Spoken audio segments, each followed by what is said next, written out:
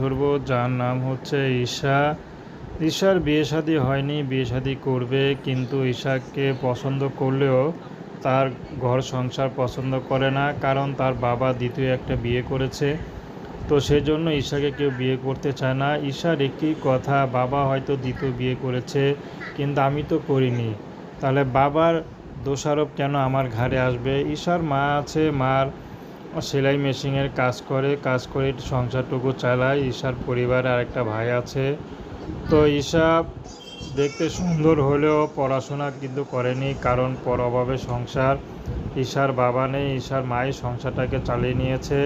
তো ঈশা চাচ্ছে ভালো একটা জীবনসঙ্গী, যে তাকে ভালোবাসবে, ভালো একটু রাখবে, তেমন একজন মানুষ পেলে ঈশা বিয়ে শাদী করবে। ঈশা কখনো প্রেম ভালোবাসা করেনি। ঈশা চাচ্ছে যে তাকে বাসবে, ভালো রাখতে পারবে, তেমন একটা মানুষ পেলে ঈশা বিয়ে করবে।